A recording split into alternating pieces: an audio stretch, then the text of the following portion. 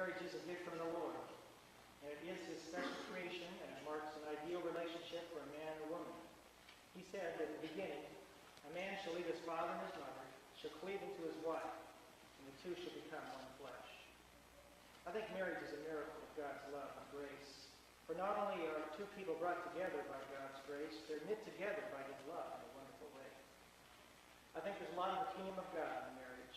A lot of love, a lot of service. I think this is especially true for two Christians who are uniting to form a partnership that will benefit not only themselves, but will prove to be a real joy to the Lord and to this world. I'd like to recall a couple of God's standards for marriage. Ephesians 5:21-28. Be subject to one another out of reverence for Christ. Wives, be subject to your husbands as to the Lord. For the husband is the head of the wife, as Christ is the head of the church, his body, and is himself its Savior. As the church is subject to Christ, so let wives also be subject in everything to their husbands. And husbands, love your wives as Christ loved the church and gave himself up for her, that he might sanctify her, having cleansed her by the washing of water with the word, that he might present the church to himself in splendor, without spot or wrinkle or any such thing, that she might be holy and without blemish. Even so, husbands should love their wives as their own bodies. He who loves his wife loves himself. I think the basic principle being taught here is that marriage is when two people give themselves to each other. And those who see superiority or inferiority described here are not seeing this passage properly.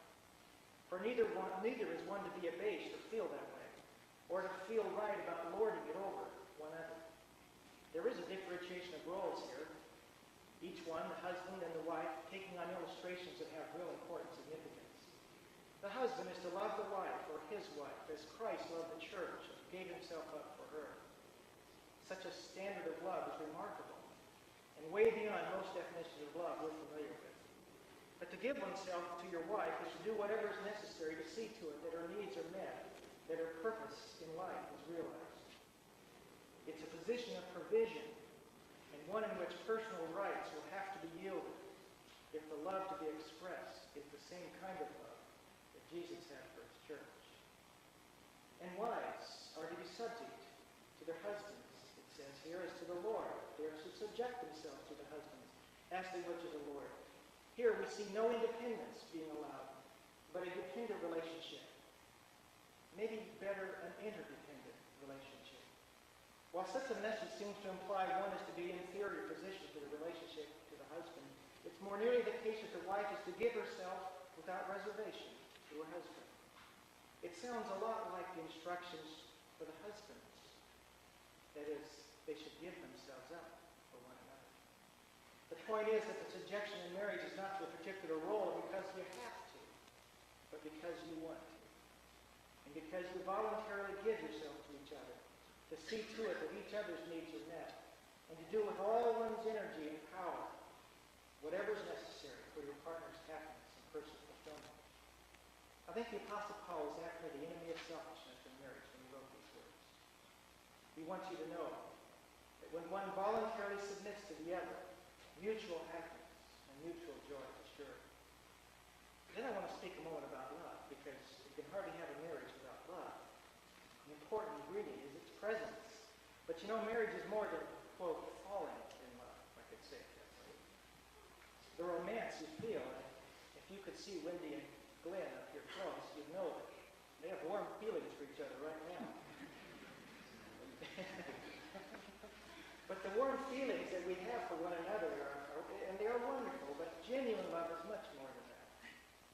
It's more like commitment, a personal commitment to each other that says that whatever you need, I'll be there. And I'll be there whether I feel like it or not. You can count on it. It's what the Apostle Paul described. I'd like to use the Living Bible version of this beautiful passage. I believe this is genuine love he describes. Love is very patient and kind, never envious, never boastful or proud, never haughty or selfish or rude. Love does not demand its own way. It is not irritable or touchy. It does not hold grudges, will hardly even notice when others do it wrong. If you love someone, you'll be loyal to them Love bears all things, it endures all things, believes all things. Love never fails, it goes on forever. Now that kind of love, genuine love, will require work and discipline. It also means you'll be willing to forgive one another.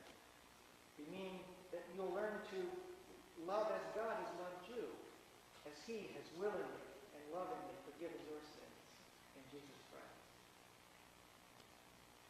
And then, I think we should affirm today that God has brought you together. This wedding marks the beginning of a partnership that will bring glory to God. Listen to what Ecclesiastes says to Solomon as he says this: two are better than one, because they have a good reward for their toil. For if they fall, one will lift up his fellow. But woe to him who is alone when he falls and has not another to lift him up. In the ministry that God has called you to, two are better than one. The unique partnership being formed today will have a wonderful potential for the work of God. Two are better than one. By God's grace, He's brought you to this point in your lives, and today is the beginning of a wonderful adventure that will be a source of joy and wonder for you. But also, it has the potential to be a source of refreshment and service to the world. As the two of you reflect the love of God that He's put in your hearts, you will become a source of refreshment and life to those you meet. As the home that you establish, as the two of you together establish a home, as it begins to reflect the love and the grace of God, it too will be a source of refreshment to the world. And as the two of you, as God provides grace and grants it to you, as you have children, as they become obedient to the Lord and learn to love Him as you too do, they too will be able to pass along the love of God to yet another generation of people. If we have today evidence that two are better than one. And as God grants you grace to do the work He's called and He's put in your heart, we all want to congratulate you and pray for you and offer you our best as we begin this day, that wonderful adventure of being husband and wife. May God be with you. Glenn and Wendy, a very important time comes right now. As you pledge your vows, your very lives to each other. And I would remind you that this is before your friends and your family, your loved ones, but more important than that, before God Himself. Perhaps you would like to turn and face each other, and maybe even to hold hands. I need to ask you first a question. Glenn Allen Gibson, will you have this woman to be your wedded wife, to live together after God's ordinance in the holiest state of matrimony? Will you love her, comfort her, honor and keep her in sickness and in health, and forsaking all others, keep the only under her as long as you both shall live? I will. And Wendy Gale McKinney, will you have this man to be your wedded husband, to live together after God's ordinance in the holiest state of matrimony? Will you love him, comfort him, honor and keep him in sickness and in health, and forsaking all others, keep thyself only to him as long as you both shall live? Then, Glenn, if you will repeat to Wendy, and I would remind you that you've gone over these words very carefully, and even though you may be a little bit nervous now, you know exactly what you're pledging. I, Glenn Allen Gibson, I, Glenn Allen Gibson, take you, Wendy Gale McKinney, take you, Wendy Gale McKinney, to be my wedded wife, to be my wedded wife, to have and to hold, from this day forward, for better, for worse, for better, for worse, for richer, for poorer, in sickness and in health, in sickness and in health, to love and to cherish, till death part us, according to God's holy ordinance. And this I pledge in good faith. And now, Wendy, as you pledge your vows to Glenn. I, Wendy Gale McKinney, take you, Glenn Allen Gibson, to be my wedded husband, to have and to hold, from this day forward, for better, for worse, for richer, for poorer, in sickness and in health, to love and to cherish, till death part us, according to God's holy ordinance. And this I pledge in good faith. Are there rings facilities out?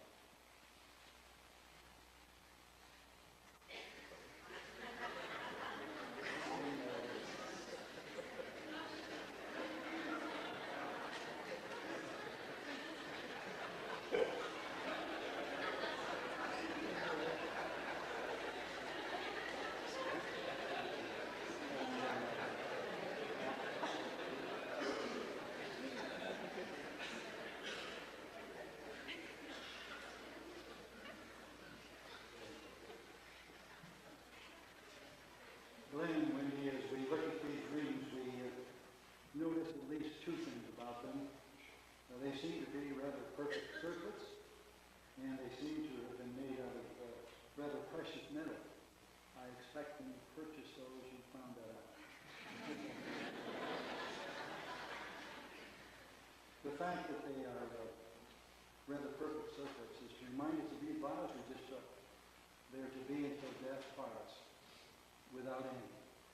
This is a total commitment of the total person for total life. And the fact that they're made out of precious metal could remind us that this is the second most important relationship in all of life. The first, of course, being the relationship to God through His Son. And we're so happy that both of you have entered into that relationship. Then, would you place these rings on Gail's ring finger and repeat to her these vows that you have written? I give to you this ring I give to you this ring as a pledge of my love, commitment, and total devotion to you. as a pledge of my love, commitment, and total devotion to you. I promise, with the help of God, I promise with the help of God to encourage you, to respect you, and to be your best friend. to encourage you, to respect you, and to be your best friend. I love you. I love you. Now, Wendy, as you place this on Glenn's ring finger, you too would like to repeat after me. I give you this ring as a pledge of my love, commitment, and total devotion to you. I promise, with the help of God, to encourage you, to respect you, and to be your best friend.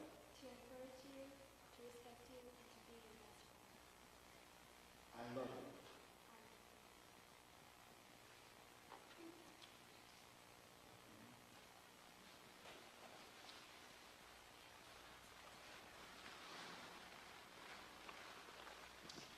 As has already been mentioned, Glenn and Wendy have plans to leave for the mission field in the fall.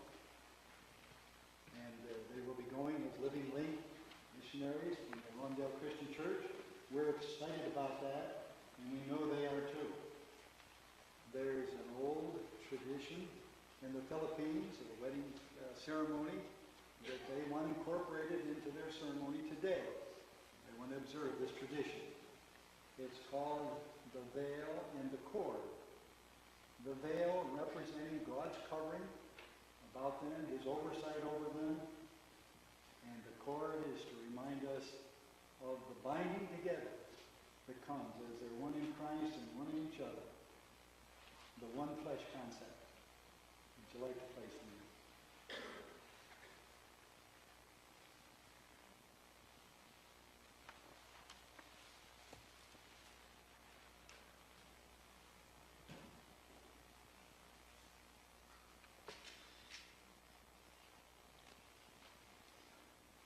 Glenn and Wendy have requested that they observe the Lord's Supper at this time, and I would like to read for you a few verses from Matthew, the 26th chapter. And as they're reading, Jesus took bread, and blessed it, and took it, and gave it to the disciples, and said, "Take, eat, this is my body." And He took the cup, and gave thanks, and gave it to them, saying, Drink ye all of it. For this is my blood of the New Testament, which is shed for many for the remission of sins. But I say unto you, I will not drink henceforth of this fruit of the vine until that day when I drink it new with you in my Father's kingdom. And when they had sung a hymn, they went out into the Mount of Olives.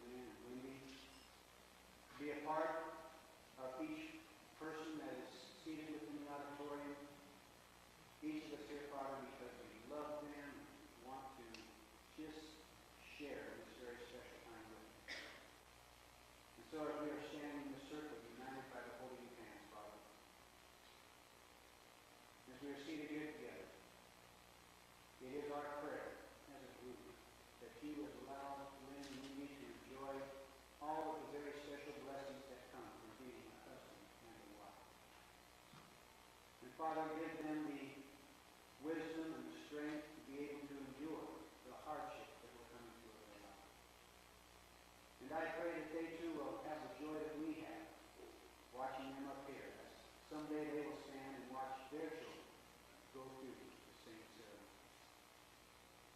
You are so good to us.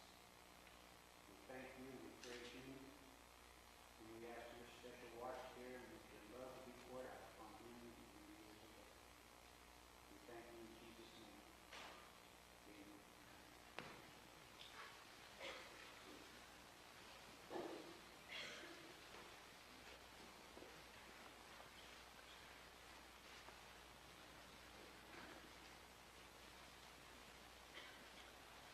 Now we've heard your vows, love and commitment made in the presence of God and his witnesses.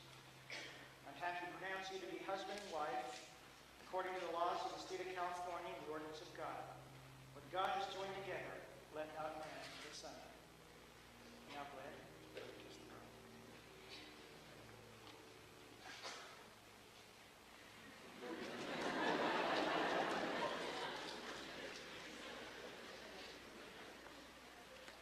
Glenn, Wendy will be very happy to come and join them for the reception immediately following the fellowship program next door. I want you to know that there will be 2 lines, and sometimes the receiving line gets a little long. You get thirsty, and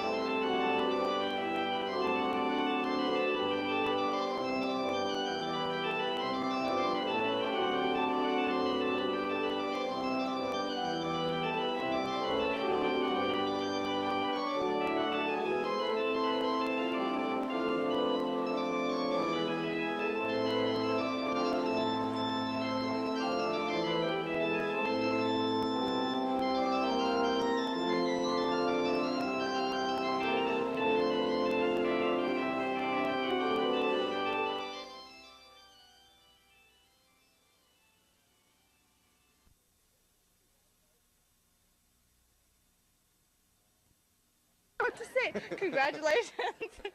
What else do we want to say? Happy New Year. That's it. Hi, Glenn and Wendy. That was a beautiful wedding. I hope you're always happy every day. Always. And God bless you. I loved it. And Glenn, congratulations on your marriage. We wish you all the best. I just got one little thing to say to you, Glenn. Remember the other night we gave you lots of words of wisdom, you know, on what to be doing and how to do things and all that sort of thing. Just remember, okay? And have a very happy honeymoon, and I'm sure you will. And Glenn, and congratulations on your wedding, and I hope you have a very good honeymoon. Glenn, hi Wendy. Congratulations. You guys both look wonderful. I'm going to miss you guys when you're gone, but don't forget, Glenn, you got to be there in September. Take care of yourselves, and God is with you. Glenn and Wendy, I know we've known each other for a long time, and I know that maybe you never thought that I thought that you should get married, but I'm happy for you, and I wish you all the best. So remember, if you ever need anything from me, just give me a call. Even if it's to come and wash your car in the Philippines, give me a call. I probably won't come, but you can give me a call and ask me. So good luck and many good years of good marriage to y'all. Good luck. And lots of kids too. And Wendy, take this rocket, grab onto it, and don't let go, because you're going places and you're going to go fast. Good luck. Brandon and Wendy, congratulations and hope the very best for you in your new work, and hope you have a real good marriage together.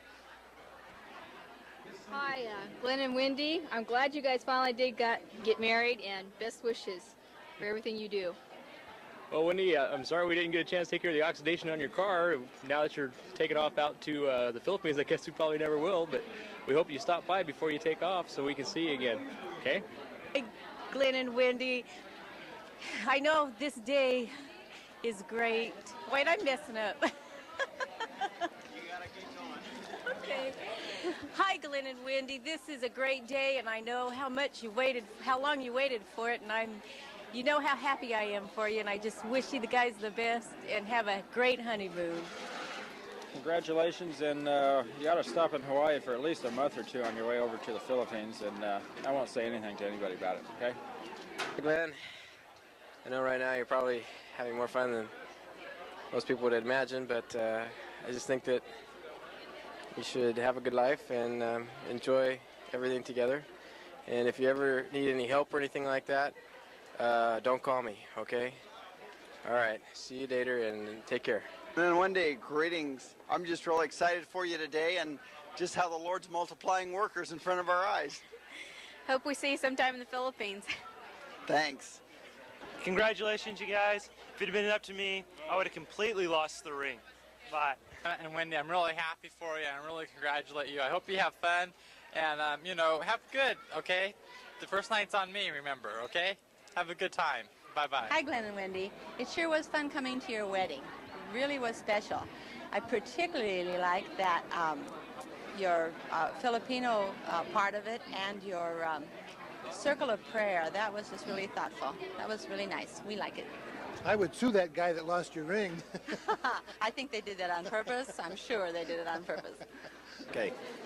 Wendy and Glenn, we just want to wish you the best of everything, as if you really need it. We know you're going to have a wonderful life together, and God willing, you're just going to have a good mission in the Philippines when you leave.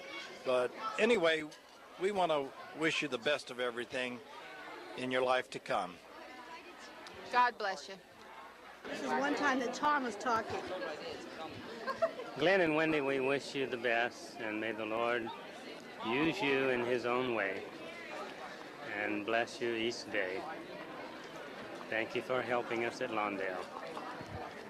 My aunt, You're on the video. this is for Herb. No, it's for Glenn. You're in the wedding, remember? Remember whose wedding? Well, I do wish them all the luck and happiness in the world. And Glenn, I've known since he was a little shaver, and I've watched him graduate from the kindergarten right on up to 8th grade through PCC. And gosh, it's been a thrill just to know them. Mama, you can take it from there. Oh, okay, I'll sure try. Well, I would like to wish Wendy and Glenn the best of everything in this world, and I would ask them to keep very close to God, and I know that they will, as they serve Him. It's wonderful to be here. Glenn and Wendy, we've seen so many friends that we have in common, and it's really been a joy. So again, I just wish you and your ventures now together every happiness. Hi, Wendy and Glenn. The wedding was beautiful. Congratulations and a wonderful, wonderful marriage. If you only have as many years as we have, I couldn't wish you any more. Go Dodger Blue, Glenn. Hi, Glenn and Wendy. Mr. and Mrs. Glenn Gibson. Doesn't that have a ring to it, though? We're surely happy for both of you. God bless all your days. You too. Hi there. Just want to say congratulations and have a happy, long life like Helen and I have. In August, we will have been, September, that is, we will have been married 49 years. Watch those dates, Glenn. And Wendy, I hope you have a nice time on your trip and do well.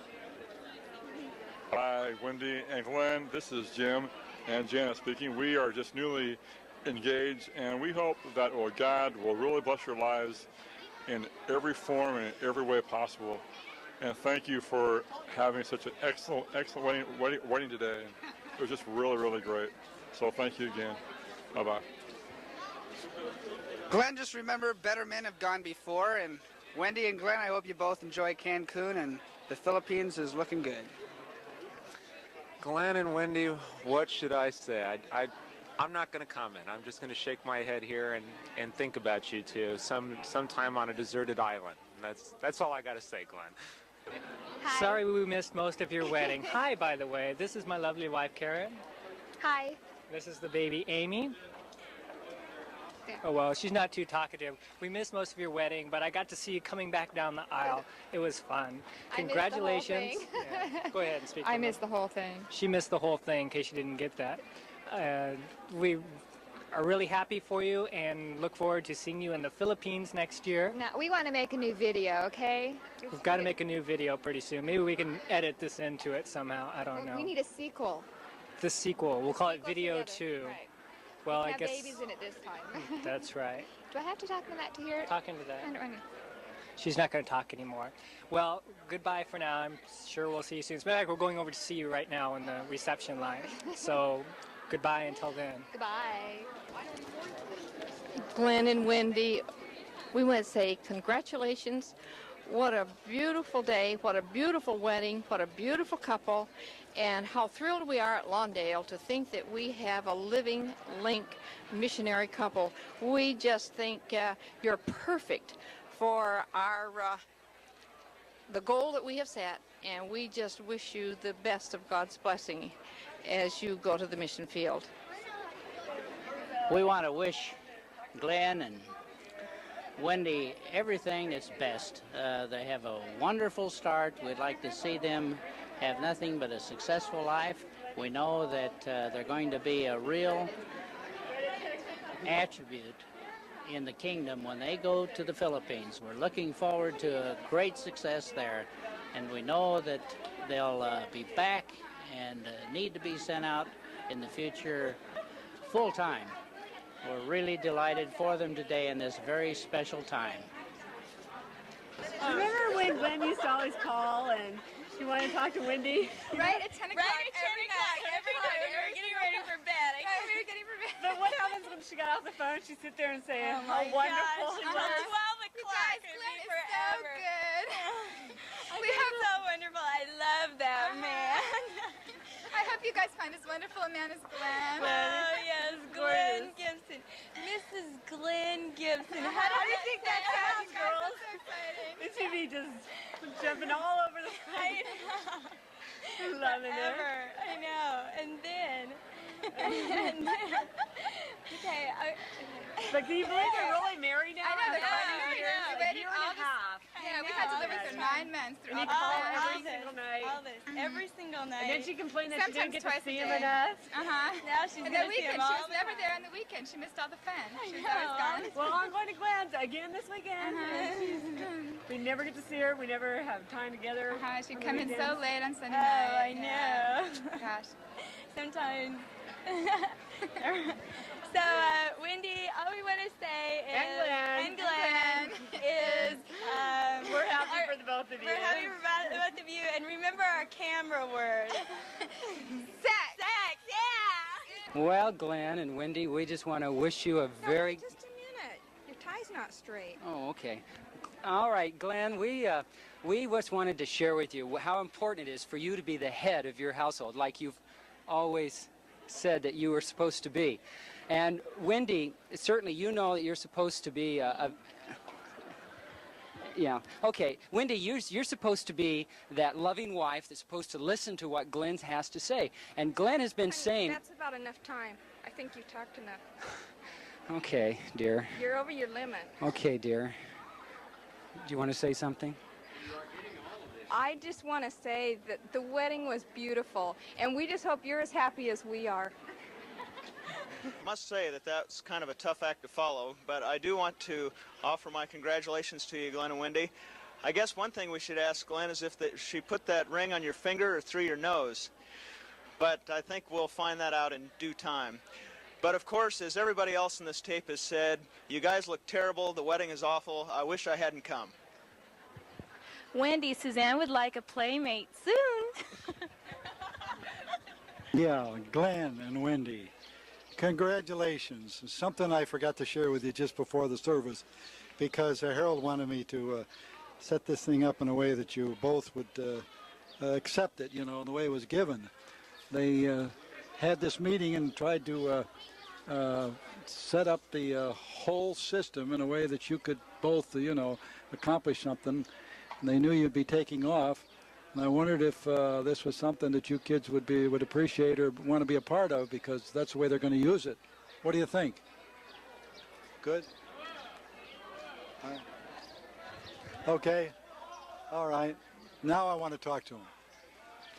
Okay, here we go. Listen, I just wanted to remind you of the change in the theme song from here on in. Remember, it used to be, oh, I'm free as a bird in a tree. Well, now, you know, it's I am free as a bird in a cage. Well, the best of everything. We'll sure be praying for you, too. God bless. Hello, Glenn and Gwendolyn Gibson. It's really good to see you guys again after such a long time. And we hope we'll see you guys again sometime later. Corey just had one thing he wanted to say.